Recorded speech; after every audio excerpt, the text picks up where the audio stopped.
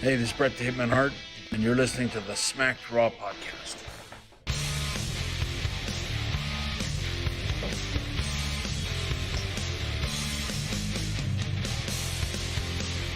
What?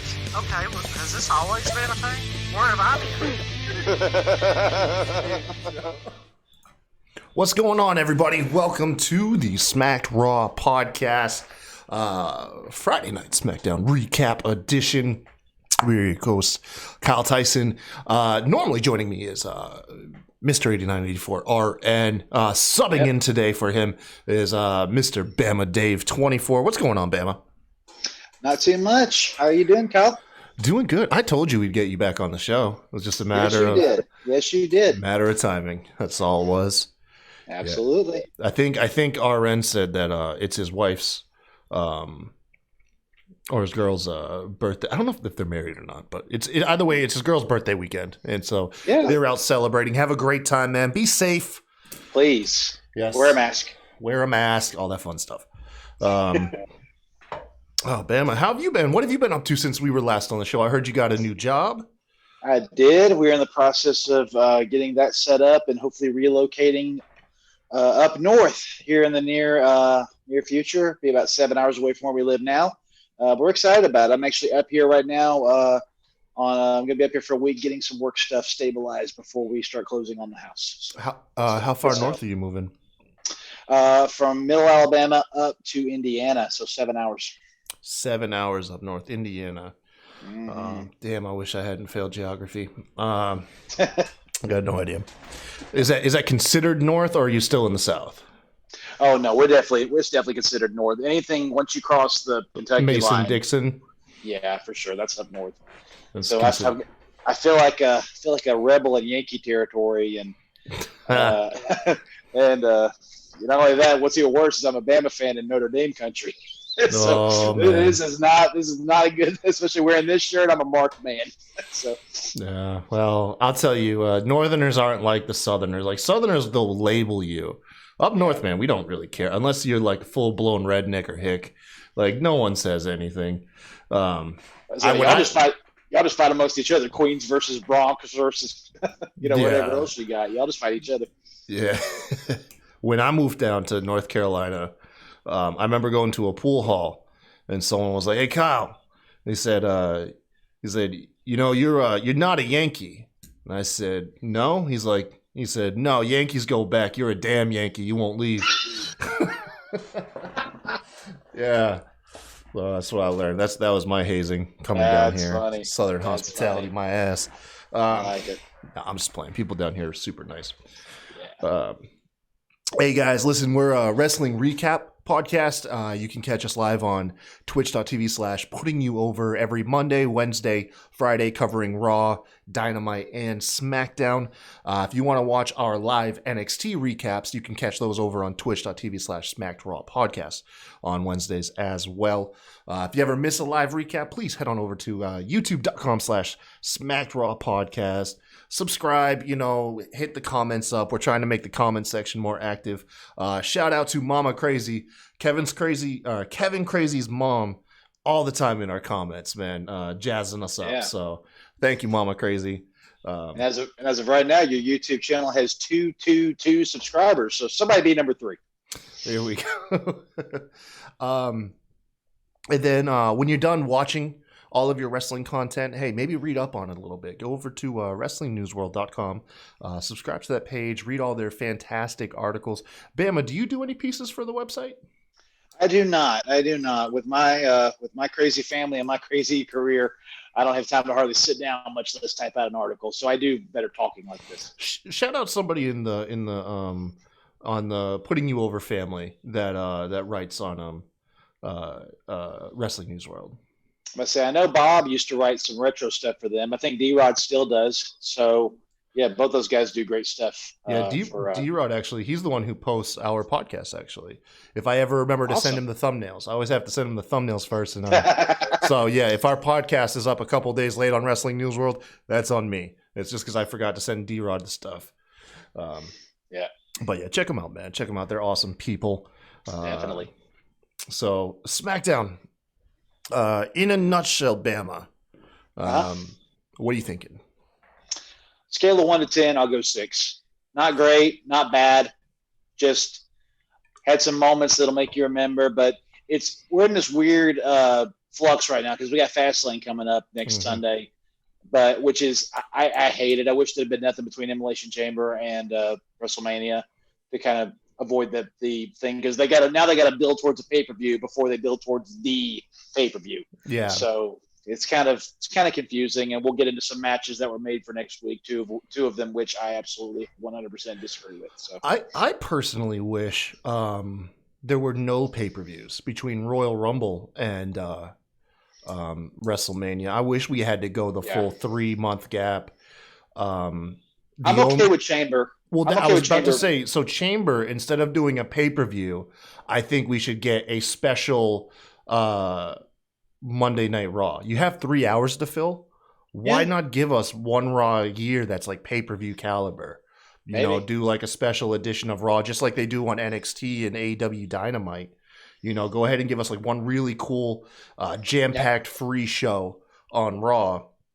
And I think that would be a great sell. And then you got, like I said, you got 3 months to work out those feuds instead of going from Rumble to, I mean, granted, like you said, Chamber does serve its purpose, determining the remaining number one contenders. Correct. But there's no purpose for Fastlane. Like it just interrupts the larger stories. I mean, this Daniel Bryan, Roman Reigns stuff, as much as I love in a bubble for that feud, it's in the way of Edge and Reigns. And then the same thing with the tag match between Bianca and Sasha. Talk about the most poorly built feud going into Mania. As hot as people were watching Bianca win that Royal Rumble compared to how they feel now about her and Sasha, it is such a shame, man. It's just it's god awful. And like I said, you have a ton of this is to blame Fastlane, man. It's just it's a horrible pay-per-view. Yes.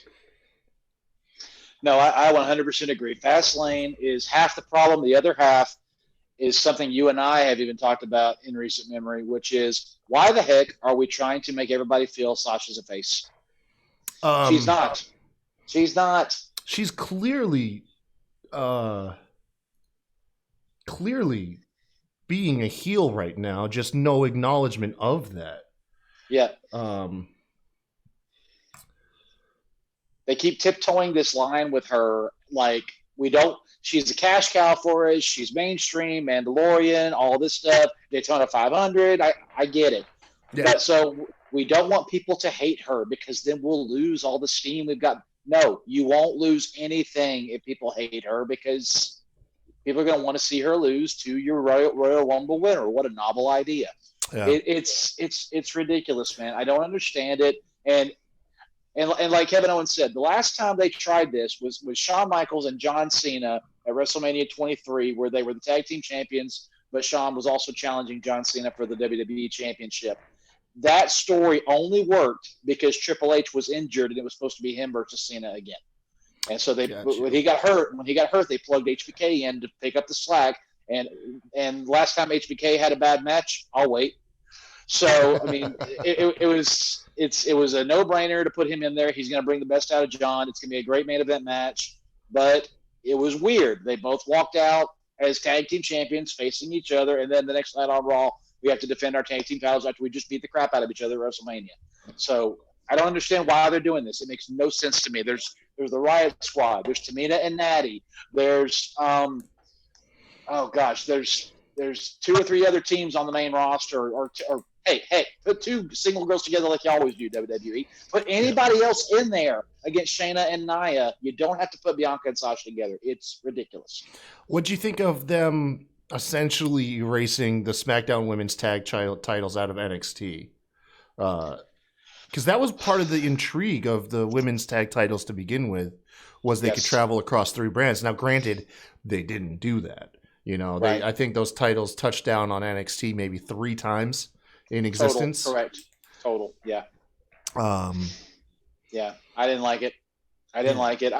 I get it. If you're, that's this is two things. This is Hunter's way of saying if you're not going to validate our women's division, I'm going to do it. Right.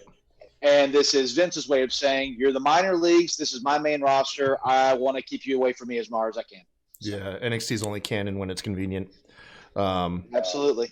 Yeah. But yeah, no. You have a streamer in the chat says everybody gets a trophy. Pretty much nowadays.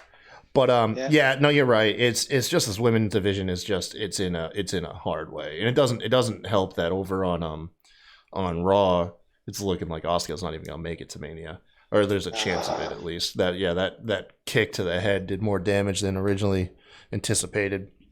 But anyways, we're here to talk SmackDown. We opened up the show with a promo between Edge and Daniel Bryan. Essentially, Edge coming out and saying that, you know, it's essentially he's still here. He's in Roman's head. I believe it's a lot of rinse and repeat. I did kind of find it funny though, just because I'm a big fan of South Park. By the time Daniel Bryan and Edge are promoing each other, it just felt like the bro off. It was both of them just like, I respect you, man, but you know, it is what it was. It was like I said, it wasn't anything captivating to me, honestly. And also, I was making a sandwich, so I didn't have time to write it down. Yeah, it's just a recap and reflect what Daniel Bryan has said, what Edge has said, and what Roman has said, just to keep the storylines connected. And it did put some intrigue in there. And the big question everybody has is, does this mean that we're going to get a no contest at Fastlane, and the match at WrestleMania is going to be a triple threat, Daniel Bryan versus Edge versus Roman Reigns for the Universal Championship? Kyle, do you want to see that? Yes and no. You know, I think it's a good way to protect Roman. I have a hard time thinking Edge could beat Roman, or even look strong in the ring against Roman. There's just some people that just don't look like they size up right between their style. And so on one hand, no, I want this awesome story between Edge and Roman Reigns that we're supposed to get. But at the same time, man, the magic the three of those guys could have in a ring, just from an in-ring standpoint, could be fantastic. So I can say yes to no, both of it. I think it would be an easier way to put the title on Edge. I'd have an easier time believing Edge pins Daniel Bryan than him pinning Roman.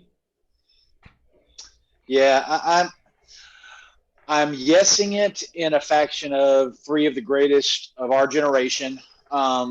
Edge being back in the main event picture, Edge will make both of them look very good. Daniel Bryan will make Edge and Roman look very good. Roman's a top-notch professional.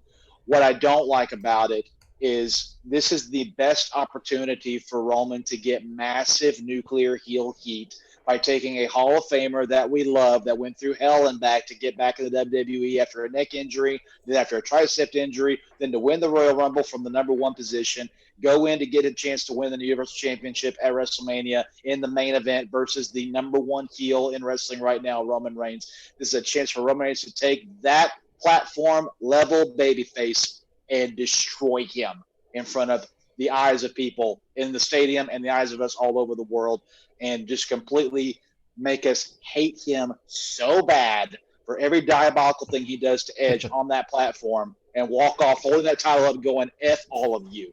And he's not going to get a chance to do that if Daniel Bryan's in the ring. That's why I'm very much against a triple threat, even though I would kind of like to see it. Yeah. So, looking back at the last two Manias, we pretty much got nothing but feel-good moments at the Manias, right? Yeah, well, I wouldn't count Braun Strowman beating Goldberg a feel-good moment, but Drew was. Yeah, sure. Drew beating Brock, and then wasn't the previous year you had Seth Rollins beat Brock Lesnar, Kofi won, beat Daniel Bryan, and then of course Becky Lynch beat Ronda Rousey. So WWE's pretty much given us nothing but feel-good moments in the main event. That shoulder was not down. She did not beat her. Hopefully we'll revisit that. You got to pay her a ton of money to get her to make that story happen. Yeah. I don't even think Ronda wants to come back, to be honest with you. I don't think so.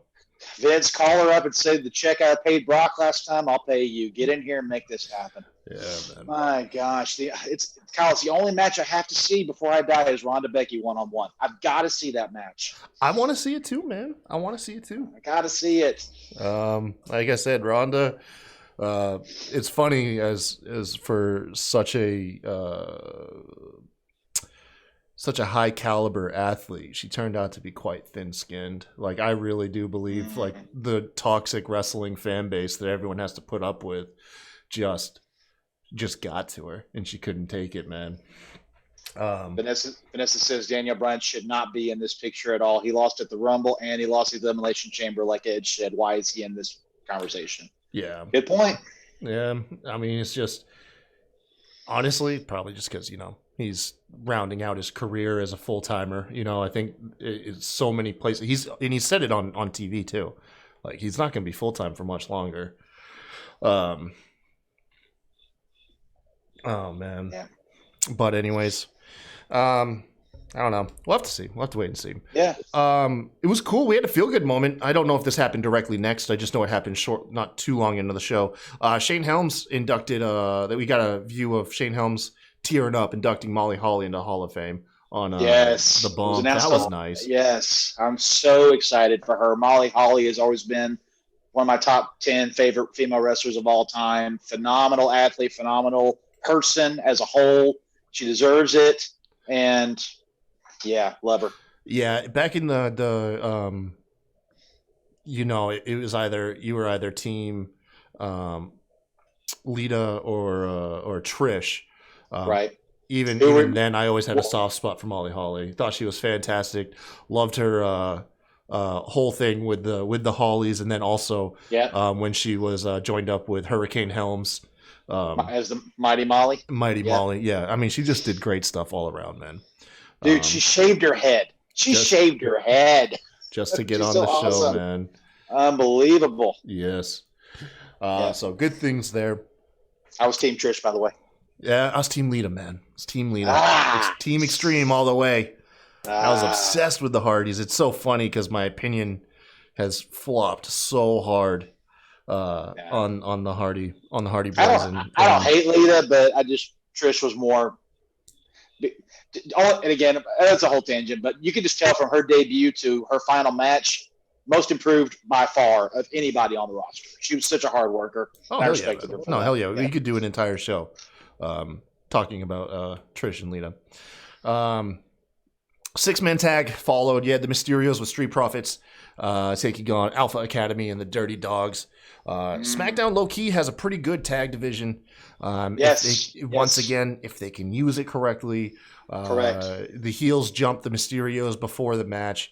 This match went on for a while. It went through, I think, 2 commercial breaks. Correct. However, had an awesome finish, showing off. I mean, for one, I'm a broken record. Every SmackDown recap, I can't help but talk about how good Dominic Mysterio already is between those ropes. My gosh, man. It's almost like it's in his blood, It's almost like it's in his lineage for generations. He's got the nimbleness and the balance of his dad, but he's got the tenacity of Eddie. And it's size on oh him, my man. gosh, he is so talented. He's so versatile in what he can do. The only thing I've said from day one is keep the 619. That's your dad's legacy. But you need to come up with something that's unique in your own, whether that's a submission move or something. He did a move. He did what was it, like a sunset flip bomb into like the corner last week. He did something inventive last week. Or the week prior. I remember because Joel's like, oh shoot, not only is this kid good at the fundamentals, look at him already coming up or having certain moves that are unique to himself. I need to go back and figure out what that was. I think I remember. Look up either his match from last week. If it's not last week, it's the week prior.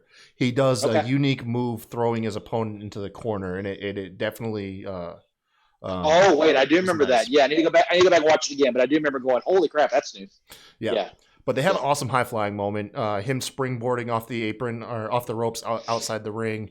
Rey Mysterio off the top ropes outside, which, by the way, Otis saved Mysterio's life. He was going head first into the ground. Yes. And then Montez Ford hitting a gorgeous twisting frog splash.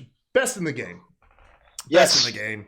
I'm partial to Eddie's because I grew up watching him do it, and I grew up doing it off the trampoline, off the diving board. But no, in terms of current day, who does the best frog splash? It's Montez Ford and everybody else. It is insane. And Montez ended up pinning one half of the tag champs. I can't remember who ate the pin. I want to say it's probably Bobby Roode. Oh yeah, I was gonna say it's probably Roode. Yeah, but yeah, good for the good guys. Let's see here. Jay's backstage. He can't get in to see Roman. This didn't really go anywhere later that night. I expected this to evolve into something, but Jay's just trying to get into Roman's dressing room. Paul Heyman's out there and is just like, "Look, kid, when's the last time you talked to Roman? Essentially, right. you're not wanted in there right now. You know, go take a walk, go go do some stuff. Come back later."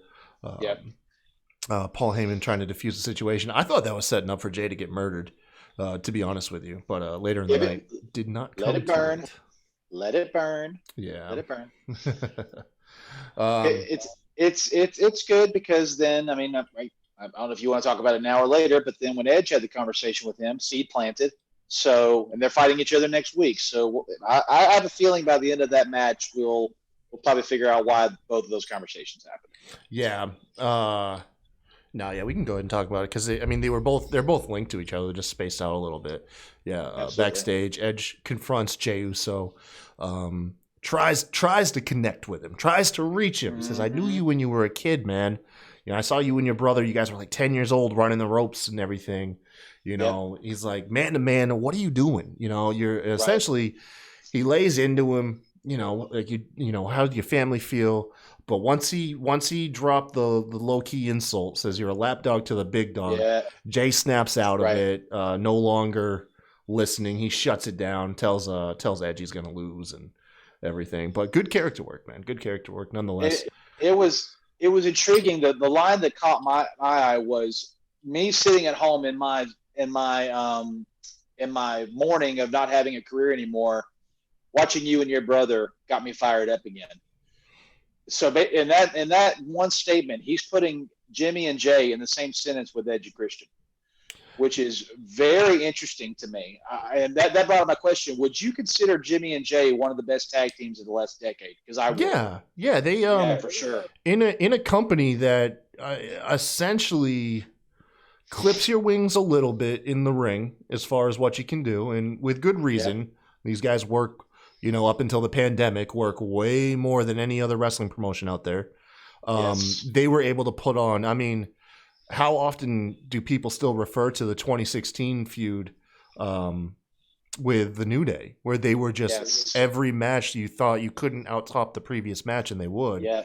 Got the one of the only tag team Hell in the Cell matches that I'm aware of. It was, the Usos definitely. I really, they're one of those teams that I wish maybe creatively was frustrated, or just somehow we could have got a taste of them in New Japan.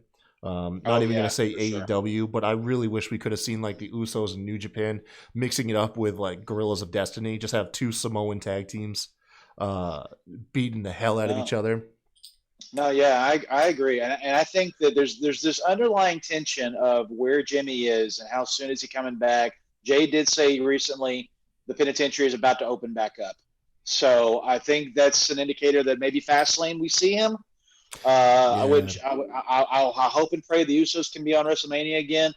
Jay's done a great job as a singles wrestler, but it was funny. I had a conversation with Bob and D-Rod the other day saying one thing that makes great tag teams is do they get a bigger pop when they're separate or when they're together? When the Usos walk out together, you can't follow them.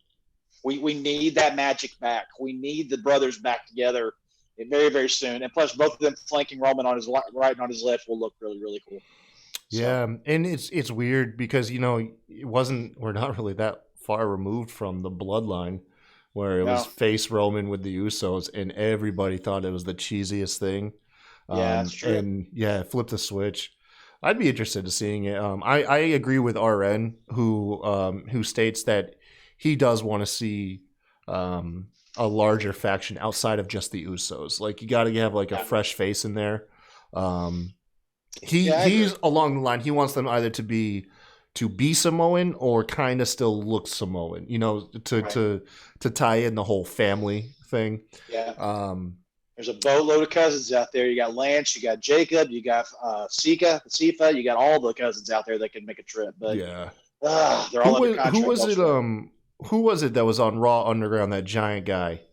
Babatunde. Yeah, man, throw Babatunde in there. Yeah, you know, man, when Roman doesn't want to get his hands dirty or something, I don't know, man. Babatunde, they're not doing nothing with that guy. Send him in. No, they're not. Man, let him just be a doorman. You know, let him do Paul Heyman's job. Yeah, for sure. All right. Other thing that makes me laugh is that recap of Seth Rollins receiving the swing from Cesaro, telling Cesaro, "Put me down." Just the idea of like a grown man telling another grown man to put him down. I want that as my screensaver. Just every time I computer. I love it. That's awesome. Yeah, Seth is interviewed. He says he's done with Cesaro, but he becomes intrigued when he hears that Cesaro has a rematch with Buddy Murphy. Right. Following this, we get the I'm gonna say polarizing segment of Nia Jax taking Reginald clothes shopping while Shayna is forced to endure or just sink so far in her cell phone. Okay, so obviously, as a grown man in his 30s, I have no interest in another man going clothes shopping. Is there an audience though for this, Bama? It's comical. The dude was Cirque du Soleil, so he's an artist and a dancer and a performer and all of that. So this fits into his wheelhouse of being outlandish and everything. We know what's happening here. Nia's using him as a distraction, as a way to keep Sasha off her game so they can retain their titles at Fastlane. We know that's what all this is. The question that I keep pondering to myself is where else are they going to go with this? So once Fastlane is over, is he going to be with Nia permanently? Is this going to be what breaks up Shayna and Nia eventually? You know, just and you made a very was it you that tweeted out and made a good comment that said it's amazing this guy's getting more screen time and interaction than Carmella is now. Yeah, Carmella gets weeks of vignettes, re-debuts this new gimmick, and once again her lackey, her male counterpart, ends up outshining her. We had it happen with James Ellsworth. I mean, James Ellsworth, damn, pulled the contract down in Money in the Bank. God, never let that die, people. Please remind WWE. Never let that go. Yeah, and then Smalley, a wine waiter, now gets way more TV time. And honestly, I don't even recall the last match Carmella won, but I can remember a women's match that's Reginald won. So maybe a tag match a month ago. Maybe what was the last match she won? That's tough, man. That's rough. I feel for you, Carmella. So playing off your point when you talked about Trish being super improved, I thought the same thing about Carmella. Man, I thought Carmella it stepped up leaps and bounds from being a manager role in NXT to breakout single star. Not saying that she's the best, but the woman put the work in and got very good. The story is laying right here in my hands, and I don't know how they don't do it. Who's walking around with a resume trying to get a job? That's true. That is very true, yeah.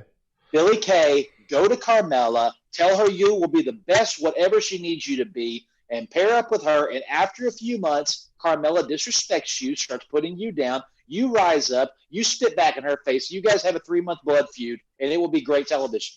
Billie Kay needs to be given the proper attention, and you have Carmella back there who's a flat-out bully who can bring that out of her, and if you get Billie Kay up to Carmella's level, that's a win, and they both get screen time. I don't understand it. It's right there. Yeah, because we all kind of saw this coming. We all kind of saw when Carmella loses to Sasha Banks, it's going to be a long fall. and that's exactly what we were given. But I love you. I hate it. That so far, honestly, is the best idea I've heard thus far for both Carmella and Billy Kay. I say Billy's been gone 2 weeks too. Yeah, I know a lot of people were talking about making Billy Kay the SmackDown general manager, which I'm totally for. But let's all be honest with ourselves, it ain't gonna happen. So I would much rather this. Sonya's going to get it before she does. Yeah, and that's a shame too. Sonya needs to get away from this stupid stuff that she's doing. I mean, she does everything fantastic, but she can be utilized so much better in the ring. I agree. I really just feel like they're putting so many people on ice to get Mania out of the way, is what it is. Just you all are going to have to sit tight till we get these stories out of the way, and we'll put something up for you later. Seth Rollins comes out, watches Cesaro and Murphy have a match, short match, honestly, because it's not long before Cesaro has Murphy in the swing. At this point, Rollins interferes, delivers 2 curb stomps. Also, the trash talk in between curb stomps. Yep. Nice touch, man. Rollins, it's about the little things. Rollins telling him, try to stand up. It's hard to stand with that ringing in your ear. But yeah, gets two stomps in, goes for the guillotine chair spot where he's going to stomp the chair and, kayfabe break his neck. Funny, who stopped him? One half of J&J Security, Jamie Noble, came out to stop Seth Rollins. I saw that. Yeah. So Rollins is trash talking. I'm here for this feud. And backstage, he's silently confronted by Nakamura too. Yes. So sign up that match now next week, please. Yeah, man. What do you do with Nakamura? Is he just fodder for Cesaro again? I see. This is tough because as much as I want a one-on-one with Cesaro and Seth at WrestleMania, which I think is probably what we're going to get, then okay, let Shinsuke have him one-on-one now, and then keep building towards that. I mean, I honestly wouldn't mind it if it was, I don't want to say a handicap match, but maybe Shinsuke's in Cesaro's corner. But I think this is so. We've all said this is so long overdue. Cesaro needs a platform. You put him in the ring with Seth Rollins, who has been the poster boy for the WWE, been a multi-time world champion, and this is a stepping stone and an elevating place for Cesaro to finally get some true credibility outside of a tag team and outside of the Intercontinental or the U.S. title. So finally, maybe the Iron Horse of the WWE will get some properly deserved attention. And who knows, maybe at WrestleMania, if the backlash of the Universal title picture fades away, Cesaro could be next in line. Yeah, man. That's a statement that I don't think you'll really find many people disagreeing with. As far as Nakamura goes, I do fear for him. I know you said you like to keep it kayfabe, but part of what I bring to the story is the backstage going-ons. And the whole Nakamura in that in the gauntlet match that gave him so much shine was just a result of Cesaro not signing his contract. And so it was like, wow, they never really intended to push Nakamura. It was just more of a convenience. Right. The pessimist in me just thinks Nakamura will fall victim to Seth Rollins and help build this feud, and Nakamura is going to probably be a non-factor after like a week or two. Would you be okay, though, if after this is over, if Cesaro moves on to bigger things, if we get Seth and Shinsuke for a little while? Yeah, give me Seth and anybody that can go. Yeah. I mean, give me that all day. Like, one of the great appeals about Seth is his character is always like the seasoning to the steak. The awesome suit game that he's bringing. What's his catchphrase right now? Embrace the vision. Embrace the vision. That stuff is always just seasoning to what everyone really loves about Seth, and that's him in the ring. You know. Yeah, so give me Seth Rollins and anybody that can go. Hell, give me Seth and Dominic, man. Have Dominic in there at one point. That should be Dominic's like graduation to separating from his dad. Actually, hold on. No, we got way too much Seth and Dominic. Actually, let me retract that. I was about to say, I just remember the eye for the eye shit. Never mind. My bad. Yeah, and I do not think that Shinsuke should go back to NXT. I do think Andrade and Aleister Black should. But that's another whole other story that we can get into another time. And Vanessa, the reason Shinsuke didn't run out to help Cesaro is because he had just gotten to backstage when Seth got through the curtain. So it took him a little while to get there. There you go. Oh, by the way, I don't actually like the idea of people saying send people back to NXT. I don't know if it's like the corporate guy in me, but it's like once you're promoted, going back down, technically never really has as much shine on it. Like unless you're Finn Balor. And even then it's kind of arguable to be fair. Yeah, I would agree with that. Yeah, even then I still think I prefer Finn's original run in NXT to what he has now. It's just what he has now compared to what he was doing on Raw obviously is way better. But yeah. I get it. I agree. No, you know me, I'm in that camp. Just send everybody to AEW. Just send everybody. Just shut WWE down, and everybody's just absorbed into AEW. I'll be that guy. I want all promotions to succeed. If the WWE doesn't want you to work for them, then go to Impact, go to Ring of Honor, go to NWA, go to AEW, go to New Japan. Find a place where you can flourish and be who you want to be. Yeah, I'm only kidding, man. I think people. I agree with you, man. I think people should go wherever they'll thrive. No, yeah. My big pet peeve with NXT is that Vince McMahon, who's the CEO of a company, and his stamp is on that brand, treats it like the redheaded stepchild and wants to not even acknowledge it exists. I know, man. I know. It'll change, though. It'll change. Yeah, when he dies and Triple H takes over. Oh, man. I think Vince... Never mind. I'm gonna leave that one. I'll leave that for. Yeah, let's leave that right there. I'm gonna leave that one. I'm gonna leave that on the drawing room. That's a whole other show. Yeah. What's next? So next up was backstage. We have a short confrontation between Sami Zayn and Kevin Owens. Sami wants Kevin Owens to be in his documentary, aka be my tag team partner. Right. But Kevin Owens is reluctant and says, "I got stuff to do." Yeah. Then we see the stuff he has to do, which is the KO show. This is the low light of the show for me. I honestly prefer. I would prefer a half hour of Reginald trying on suits than any more of what we are getting between Sasha Banks and Bianca Belair, and that is just terrible. I agree. Because I love both talents, man, but this is just dead in the water kind of stuff. Yep. This feud has been nothing but I'm better than you, and that makes you insecure. Like, just it's Sasha's the best, Bianca's the EST. Sasha's the BEST. Yeah. It's lame. And then not to mention, it's like they're not even allowed to feud because for whatever reason they're going for the tag titles.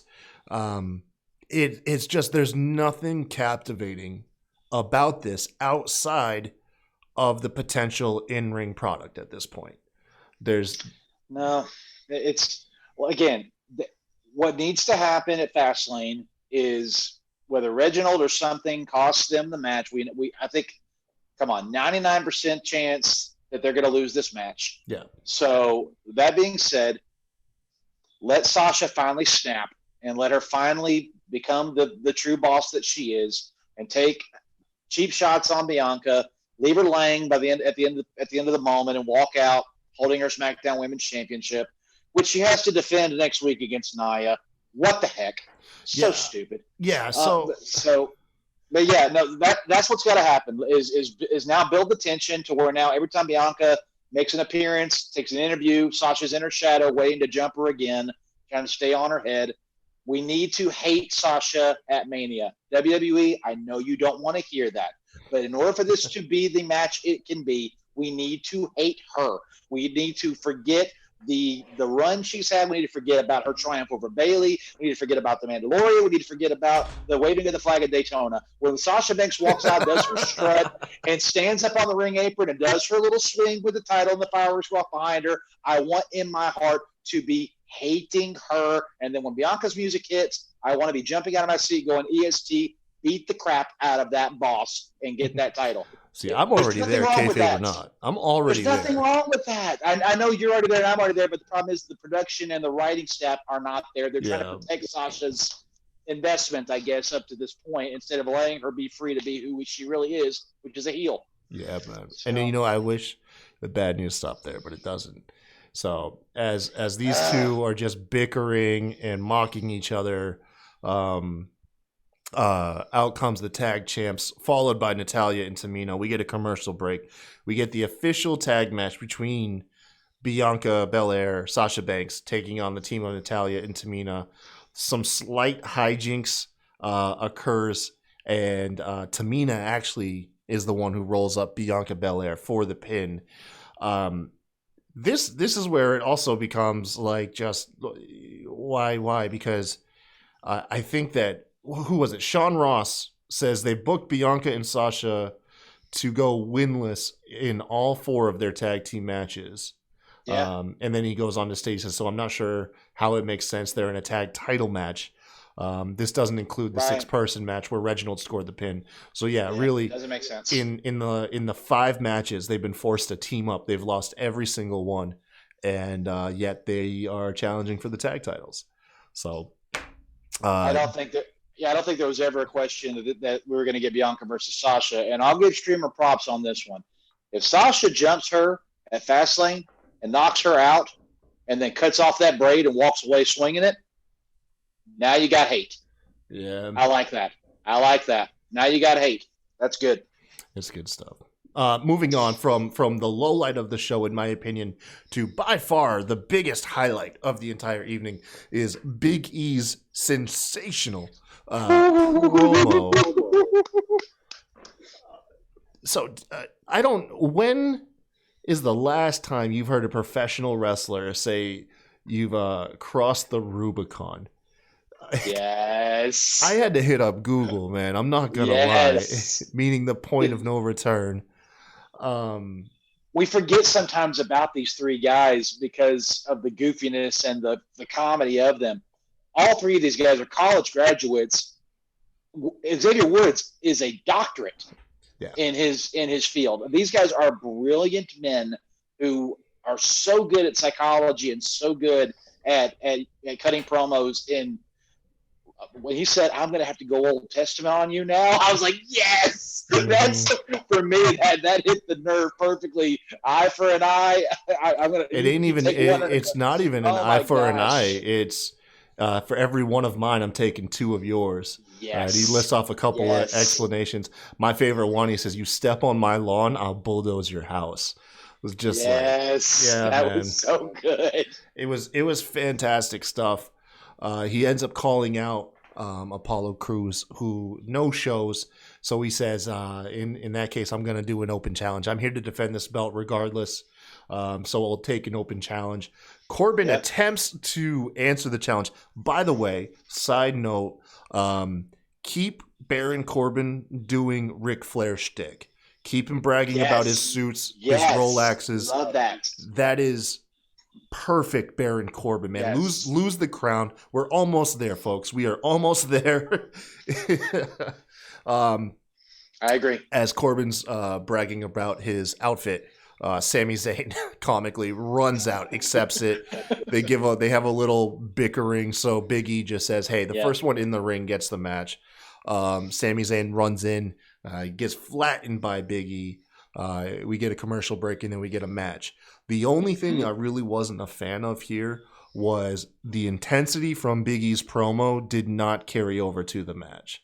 We did get a very by-the-books Big E match until the finish, which saw Sami Zayn slapping Big E, which apparently woke him up. He ended up Red Rovering Sami Zayn's clothesline and flattening him with the big ending.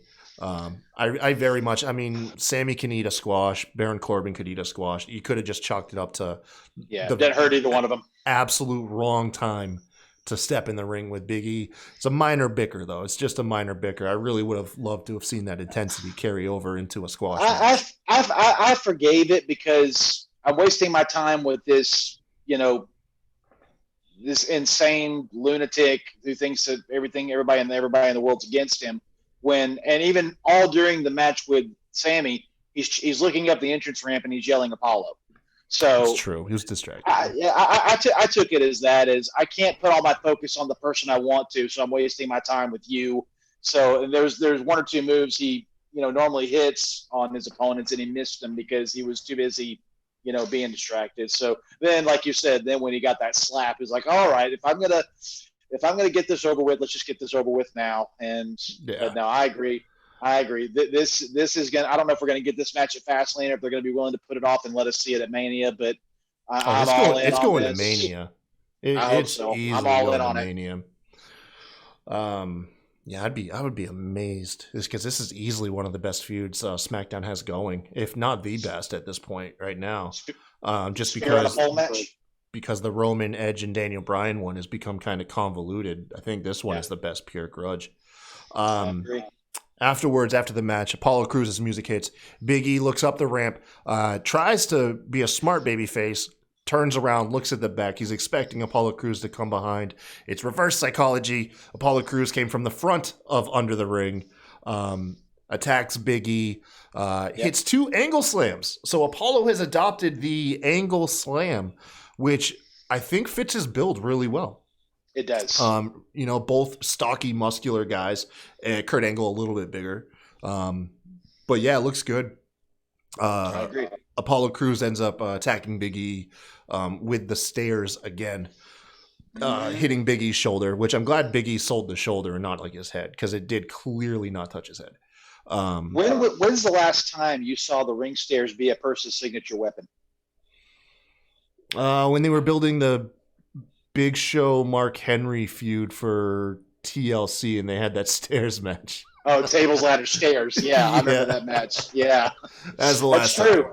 That's the last time. Yeah, you're right. Or no, it wasn't a signature. It just gets a highlight. John Cena absolutely destroying Bray Wyatt, throwing the stairs outside of the ring. Yes. And looking like he took Bray's head clean off. Yes. But you're right. No. Yeah, and what do they call it? They said Apollo has like a phrase like "show him the steel" or something too. So they're leaning like right into it. Yeah, I like it. Oh, I was gonna say last thing is Apollo Crews looked like $1,000,000 posing on top of the stairs in the middle of the ring, like a podium. Looks like a freaking a demigod in there, man. Dude, amazing. this has Heyman all over it, and I love it. It is so well done. Heyman is a master of tapping into a person's real identity and real backstory. If any of this is true, if he has a Nigerian heritage of warriors in his family, if any of this is true and they're tapping into it, then bravo. I'm loving it. It is selling me hook, line, and sinker. I want to see Apollo get his. I want Big E and them. I would love this feud to go all the way to SummerSlam, 3 or 4 pay-per-views. There's so much meat on this. It's so good. The only thing I was not a fan of was last week was now granted the aesthetic was nice of the 2 like Nigerian militants flanking him. Not a fan if they're going to be a permanent thing, which this week kind of tells me they won't be. Only reason why is if you're selling me that those guys were Nigerian military to protect Apollo Crews. Mm-hmm. You know what WWE is going to do. They're going to turn into defenseless lackeys, and you don't need to portray a country's military as lackeys to pro wrestlers. Just have him flank his dressing room and then. Yeah, during the entrance, it looked badass. Yeah. His entrance last week looked badass with them, but they don't need to be accompanying him to the ring or getting involved in matches or nothing. I have no interest in seeing that. Everything else, love it though. Everything else, I love it. I agree wholeheartedly. Coming off of that, we got the segment of Reginald suggesting Nia Jax challenge Sasha Banks next week because whatever. Why not? Yeah, Bianca won a Rumble for it. All we have to do is get Reginald to say it, and Nia gets a shot. Why not? Nothing that's going on between those 5 people, Sasha, Bianca, Nia, Shayna, and Reginald, makes a lick of damn sense, man. No. I even posted on Twitter. I said, SmackDown, you're not supposed to be the Raw copycat. It's supposed to be the other way around. This is – I don't get it, man. What? And of all people, okay – maybe I'll forgive you a little bit if it's Shayna. Why Nia? It makes no sense. I bet you. Now listen, I don't want to be that guy. I bet you Vince McMahon finds it hilarious And I bet he does too. I could see that being why, is just for Vince McMahon finds this whole dynamic hilarious. It kind of screams his reported humor, his lowbrow humor. I don't know. I mean, I'm at this point, like I said, I've kind of just let it go until after Fastlane, and then I'll judge whatever the story is at that point. And then at that point, even if it's no better, then I'm just looking forward to Mania. Because I know by the time Bianca and Sasha are in the ring, I'm really not going to complain. How do you feel about Natty and Tamina? Natty can get off TV. Sorry, Vanessa. And Tamina deserves at least one title reign before she calls it a day. That woman has been in the company for over 10 years, has had 0 gold wrapped around her waist. That's a crime, man. It's an absolute crime. Let it be a tag title, even if it's Natty. Even if it's Natty, Yeah. Anyways, last up, contract signing: Roman Reigns, Daniel Bryan. You got the whole cast out there. Jey Uso. Once again, thought Jay was a dead man walking. You told me to be patient. I'll be patient. Paul Heyman, and then of course Adam Pearce are all out there making official. I love the whole dynamic of Daniel Bryan not only not bowing down to Roman, but mocking him. It's about time that somebody poke some fun at the bear, even if it ain't going to turn out in his best interest. Yeah. But Roman essentially just opens up the promo, says, "You don't deserve this. I'm not signing the contract." Kind of backpedaling. Daniel Bryan draws the parallel. He says Daniel's better than him because he tapped out Jey Uso when Roman couldn't. And then just begins to mock him, just run Roman down to the point where I thought Roman was going to explode and murder everybody in the ring. Which in a roundabout way puts over Jay, because I made him tag, but Roman, you couldn't, and you're the Universal Champion, so Jay's better than you. Yeah, main event Jay, man. Put him over. Yeah. Yep. At this point, Daniel Bryan vows that he'll tap Roman. Just like he tapped Jey Uso. Jey explodes, throws the table, starts crying that the match that they're going to have needs a special enforcer, which Jey obviously wants to be. Don't know why Adam Pearce would even entertain the thought of that. Don't think it justifies it, but it does warrant Edge to come out, drop the bombshell. Edge's first match back on SmackDown will take place next week. It's for the special enforcer spot in the Fastlane match. A brawl ensues amongst everybody. Edge tosses Daniel Bryan aside while they're trying to beat down Roman. So Daniel Bryan rebuttals with a flying knee. And then SmackDown had to show like 3 minutes of replays because they rushed through the segment. Exactly. But the show was over at that point, man, and that was SmackDown. So, what are you thinking about this feud, Bama? I love it. I mean, I loved it when Edge won. I told you at the Royal Rumble recap, Edge should pick Roman, and we should get the nuclear heat from Roman, making a fool out of Edge and beating Edge down and getting all the heat he can. Now with this angle with Daniel, I think I could change my mind before next week, but I think Jay should win this. Jay should win it? I think Jay should win it. I think Roman helps Jay win. And that should be enough for Edge to keep in Jay's ear saying, look, you needed his help to beat me. He doesn't think you can stand on your own 2 feet. Just keep feeding that. I would not be shocked at all if at Fastlane Jay is actually torn in the match for the first time when he clearly shouldn't be. Yeah. And maybe Edge's words begin to sink in. Maybe Roman tries to get Jay to do something cheap, and Jay's like, I'm not doing it. Beat him. You're the tribal chief. Beat him. That's a very good point, man. I didn't even think about that. If they want to go that way. Now, the obvious thing WWE would do is put it on Edge, and then Edge is torn. Do I want Daniel in the match with me and Roman, or do I want Roman by myself? Yeah. I think that's the route they're going to go, is Edge is gifted the ability to essentially pick who he faces at Mania by overseeing the match. Yeah, he'll do everything but put the shirt on. So, it's if I had to bet, I would definitely bet everything on Edge winning next week. Although you created a very compelling story for the opposite, but I think that's a story they're going to left to tell, later, essentially. And here's the question: when Jimmy does come back, does Jimmy agree with all this, or is Jimmy the voice of reason to pull Jay out of the darkness? Well, anytime Jimmy's been on TV, he's been against it. He's definitely tried to be the voice of reason and talk Jay out of this, but WWE fashion, which is not an insult, is Jimmy turns heel. You can't have a face Uso, heel Uso dynamic going on. They both have to be on the same page. That intrigues me though, because we had Matt versus Jeff. Would Jimmy versus Jay work? I don't know. I think to a hardcore basis. I think to the casuals, and I think the people backstage really wouldn't be into it. I mean, because it feels like something that we would have already gotten by now. It does. It feels like I mean, it wasn't. Matt and Jeff were together for only a couple of years before they started feuding. It wasn't too long. Yeah, Jimmy and Jay have been around for almost a decade now. Almost a decade without any spite. Yeah, you're right. Yeah, without turning. So I don't know. Well, anyways, I want to thank you guys for joining us today. Thank you guys, everybody in the Twitch stream.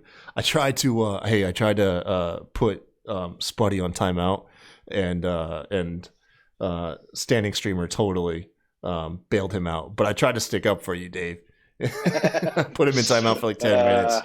I don't acknowledge Mr. Potato Head. Yeah. But anyways, you guys, if you want to help support SmackDraw Podcast, please consider heading over to patreon.com/SmackDraw Podcast.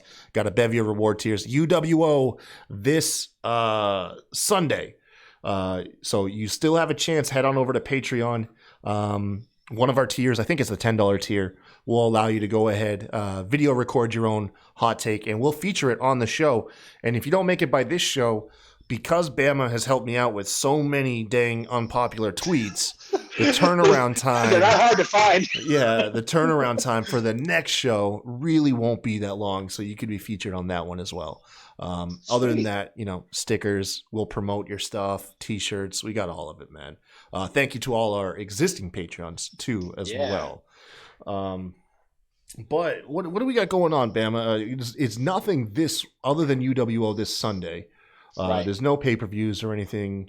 Yeah, we got Monday Night Raw, then we got Impact on Tuesday, NXT on Wednesday. I believe is this the last NXT on Wednesday before TakeOver? No, there's two more.